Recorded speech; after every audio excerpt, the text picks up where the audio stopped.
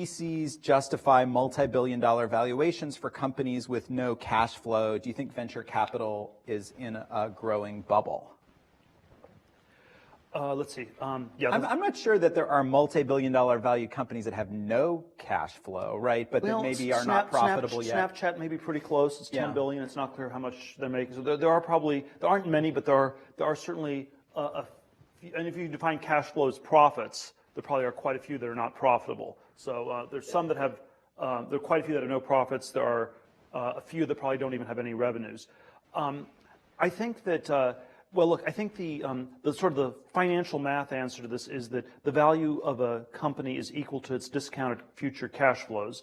And so what you are counting on is lots of growth and then lots of cash flows in the future. And the key question is whether these growth assumptions are justified or not. When I was running PayPal in 2001, March 01, we had been in business for 27 months. We did this discounted cash flow analysis.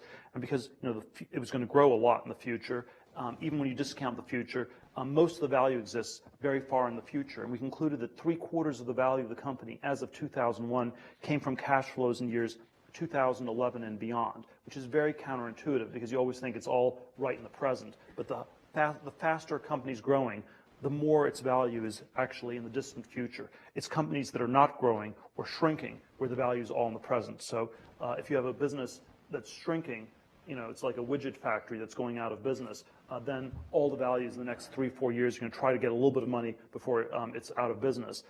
Anything that's growing, it's very far in the future. You can get a lot of catastrophic mistakes when you have these sort of long-term growth assumptions. In the 90s, people overestimated growth. It sometimes didn't happen. It didn't happen as quickly. It didn't happen in the specific companies. So the internet itself grew. People were right about the internet as a whole, but they were wrong about many of the particulars.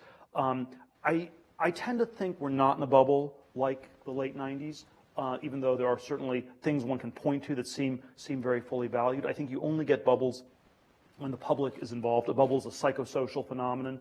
And in 1999, we had 300 tech IPOs in the U.S. This year, it's been something like 40. The public has largely not been involved this time around. And so I think the valuations have been, they've definitely stepped up a lot. But I don't think it's as crazy as it was late 90s.